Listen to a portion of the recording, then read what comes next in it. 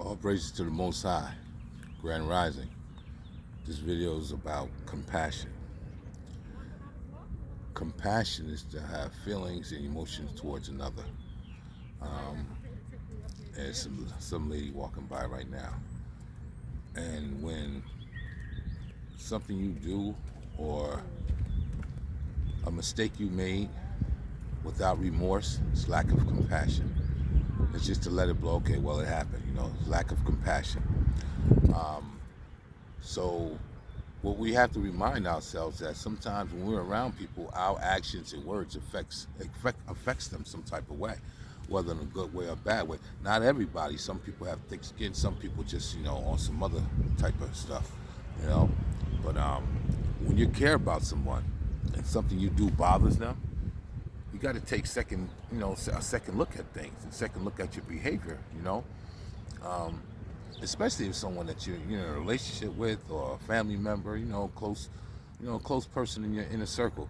You don't want to do anything to hurt them or say anything to hurt them. So you got to have compassion about their feelings. I'm not going to do this because I'm not going to say it like that. I'm going to say it like this, because you can be honest about something, and still have compassion, because they say honesty without compassion is brutality. Beating someone down over and over about something that they did or made a mistake, that's lack of compassion. You gotta remember, we get what we give. Forgiveness. If you don't forgive, how can you expect the Most High to forgive you? If you don't have compassion, how can He have compassion on you? We are all His children. You know what I'm saying? To say the most. Satan has a seed out here too. So your actions determine which side you're on. People say there's no such thing as good and bad, no right or wrong. Okay, well, that didn't get you through high school, that way of thinking, because there was wrong answers. There's wrong in everything. Life has wrong paths, wrong words, wrong situations, wrong people to be around, wrong surroundings, wrong atmosphere. They don't tell me there's wrong everywhere you go. It's right everywhere you go, but the rightness starts from within. Righteousness, it starts from within. Having compassion, affection, emotions towards other people's feelings, what they're going through. If you can't feel what another person is going through, if you can't see it or feel it, then you have no compassion. So you need to work on that. I needed to work on that.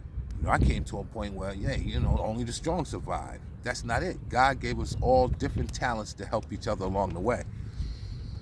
So when somebody falls, it's your job as a child of the Most High to pick them up and help them, help them so they can help themselves. I'm not saying take care of them. I'm saying, some of us have wounded spirits, wounded souls, and if you come across one of these people, that's a test from the Most High to see how you're going to respond to it, because down the road, He's seen that you're going to need some compassion, and it's going to determine whether you get it or not as how you treat the person He sent to you. We cross each other's paths for a reason. You're not going to rise up or elevate to another level unless you pass the test on this level. Easy said.